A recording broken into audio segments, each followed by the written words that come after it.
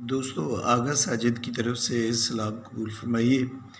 पिछली वीडियो में हमने पाकिस्तान, चाइना, इंडिया और नेपाल की जो कन्फ्लिक्शन है उसके बारे में बात की। आज हम देखते हैं कि क्या अपडेट्स हैं। ये आपके सामने आज़ाद कश्मीर का इलाका है जो पाकिस्तान में वाक़ है, और उसके आगे आप देखिए ये डिस्प्यूटेड कश्मीर है। ये मकबूजा कश्मीर का इलाका है जिसके ऊपर इंडिया ने जारहाना कब्ज़ा जमा रखा है, और यहाँ पे तकरीबन 1 लाख के करीब कश्मीरी जो हैं वो अब तक शहीद हो चुके हैं, और 10,000 से ज़्यादा ख़वातीन जो हैं उनकी आबरू रेज़ी की गई है। तो इंडिया के मज़ालिम हैं यहाँ पे जो ना ख़त्म होने का नाम ले रहे हैं, और आप जानते हैं कि यहाँ तकरीबन 1 साल होने को है यहाँ पे जो कर्फ्यू लगाया गया है और कश्मीरी मज़ालिम सह रहे हैं।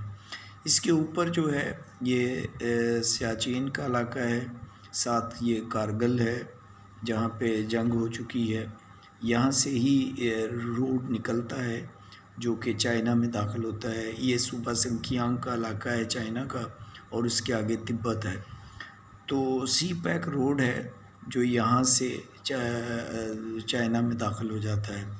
इसके आगे ये देखिए ये अक्साई चाइना का इलाका है जिसके ऊपर चाइना का क्लेम है कि ये अक्साई और ये लद्दाख का इलाका चाइना का इलाका है। इसके ऊपर भी इंडिया ने कब्ज़ा किया हुआ है।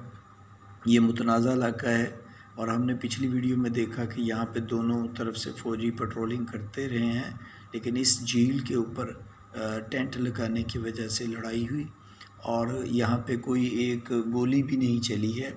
लेकिन आपने देखा कि इंडियन फ़ौजियों ने डंडों के ऊपर लोहे की तार लगाकर चाइनीज़ फ़ौजियों ने लोहे की तार और कील लगाकर इनकी पिटाई की है, इस तरह से कि इनके चेहरे जो हैं वो भी पहचाने नहीं जा रहे थे।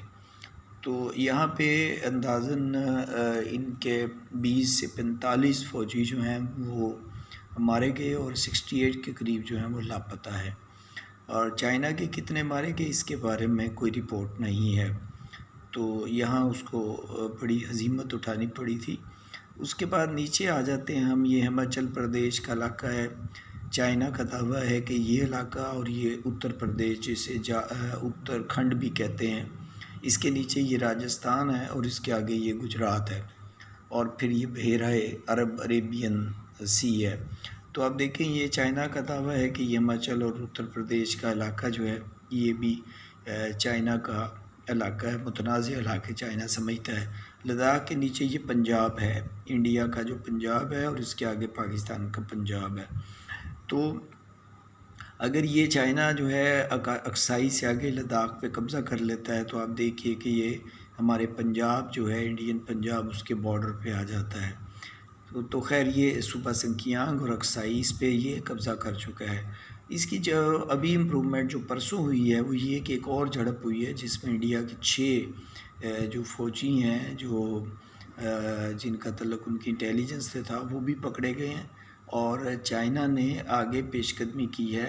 उसने पंजूर, जमूर, उत्तर जमूर, गलवान वैली का बहुत सा इलाका और इस लेक पर भी कब्ज़ा करते हुए आगे दौलताबाद तक पहुंच गया है।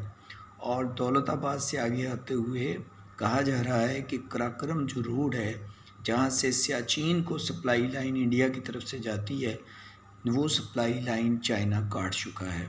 तो सुनने में तो यही आ रहा है कि सियाचिन को जाने वाली जो सप्लाई लाइन है वो चाइना ने काट दी है। तो आप देखिए कि अक्साई से आगे एक बड़ा मशहूर लद्दाख का सिटी है, लेह, शायद लेह कहते हैं उसको, स्पेलिंग है उसके LEH लेह। तो ये उसका मेन सिटी है। तो वहाँ से ये कुछ अभी दूर है। कहा जा रहा है कि 18 किलोमीटर अंदर तक आ चुका है। बाज़ 4.5 किलोमीटर कह रहे हैं और बाज़ 18 किलोमीटर कह रहे हैं। तो इस तरह से चाइना जो है अपनी पेशगोई मुसलसल जारी रखे हुए है। यहाँ पे मुज़ाकरात भी हुए हैं, पर कल इनके परसों मुज़ाकरात हुए जिसमें इंडियन लेफ्टिनेंट जनरल थे और चाइना की तरफ से मेजर जनरल के दरमियान मुज़ाकरात हुए। 11 घंटे तक लेकिन ये मुज़ाकरात नाकाम रहे हैं। चाइना का कहना है कि वो पूरा गलवान वैली जो है इंडिया खाली कर दे। इससे नीचे हमने देखा कि इसके आगे ये संकियांग का सूबा है, ये यहाँ पे मुसलमानों की बहुत ज़्यादा आबाद तादाद है जो यहाँ पे रहाइश पजीर है। लद्दाख में भी बहुत सारे मुसलमान रहते हैं, बल्कि ये जो मैं सिटी लैब बता रहा था, इस यहाँ पे जो बार एसोसिएशन के प्रेसिडेंट हैं वो शफ़ी साहब, वो भी मुसलमान हैं और यहाँ पे मुसलमानों की एक कसीर तादाद यहाँ पे बसती है। इससे आगे नीचे ये ओलंपिया, लिपुलेक और काला पानी का इलाका है, ये मुतनाज़ा इलाके थे। यहाँ नेपाल ने आगे बढ़कर इस पर कब्ज़ा कर लिया हुआ है, यहाँ से उनकी पुलिस वगैरह को भगा दिया है और यहाँ पे टेंट लगे हुए हैं, पोस्टें बना ली हैं और चाइना मुकम्मल तौर पर नेपाल को सपोर्ट फ्राहम कर रहा है हर तरह की। इसी सपोर्ट की वजह से अभी तक इंडिया की ज़रूरत नहीं हुई कि वो इन इलाकों को वापस ले सके। तो नेपाल ने, आपको पता है, ये ग्रेटर नेपाल का एक नक्शा जो है वो दिया हुआ है। इससे आगे हम देखते हैं कि ये सक्कम है और सक्कम का इलाका जो स्टेट थी, इस पर भी चाहे भारत ने कब्ज़ा कर लिया। उसके आगे भूटान है और भूटान से आगे अरुणाचल प्रदेश का ये जो स्टेट है, इसका दावा है चाइना का कि ये अरुणाचल प्रदेश का जो इलाका है, ये यहाँ से अरुणाचल प्रदेश की ये स्टेट है, ये चाइना का है कि ये उसका इलाका है। इसके साथ ये आसाम है और आसाम के नीचे आप आ जाएं तो नागालैंड है, मणिपुर है, मिज़ोरम है और आगे ये बर्मा है। और बर्मा से इधर देखें अगर आप, नेपाल से नीचे ये स्टेट ऑफ बिहार है और इसके साथ ये बे ऑफ बंगाल है, ये खलीज बंगाल है और ये अरेबियन सी है। तो ये हमने सारी सूरत हाल देखी, लेकिन अभी तक जो सूरत हाल है वो ये है कि यहाँ पे दोनों तरफ पहले इंडिया 5000 फ़ौज लेके आया, तो चाइना भी 5000 के करीब फ़ौज वहाँ पे ले आया था। इसके अलावा वहाँ पे टैंक हैं, बख्तरबंद गाड़ियाँ हैं, जहाज़ हैं और दूसरा आर्टिलरी का सामान पहुँचा दिया गया है। अभी जो रिपोर्ट है कि इंडिया 12000 के करीब अपने फ़ौजी वहाँ पे तानीयात कर चुका है। तो सूरत हाल जो है वो गंभीर होती जा रही है।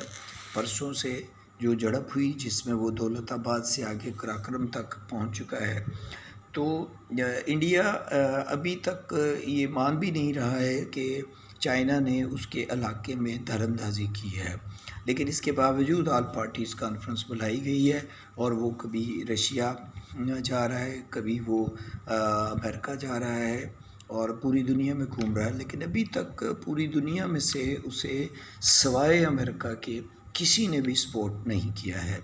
रशिया ने सिर्फ ये कहा है कि आपको जितना हमसे असला चाहिए हम असला आपको बेचने को तैयार हैं और उसका 75 रुकनी वफद जो है वो रशिया में उनकी पासिंग ऑफ परेड देखने के लिए वहाँ पे मौजूद है।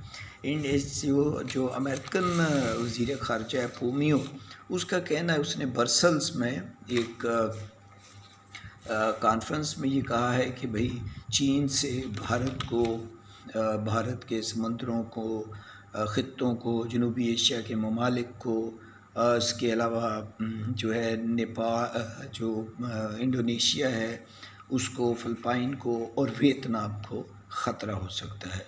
तो उसको अमेरिकन वज़ीर ख़ारजा को ये फ़िलिपाइन से, इंडोनेशिया और वियतनाम से बड़ी हमदर्दी हो रही है। ये वही वियतनाम है जहाँ से अमेरिका मार खा के निकला था। तो अब उसका ये कहना है कि जी चाइना से इन ममालिक को भी ख़तरा हो सकता है, लेकिन वो साथ ही उसने ये कहा है कि वो अपनी जो यूरोप में फ़ौज की तादाद है उसको कम कर रहा है। इशारा उसने दिया है कि वो जो कहा तो नहीं, लेकिन इशारतन कहने का मतलब ये कि वो फ़ौज जो है चीन के ख़िलाफ़ भी इस्तेमाल हो सकती है भारत की मदद के लिए।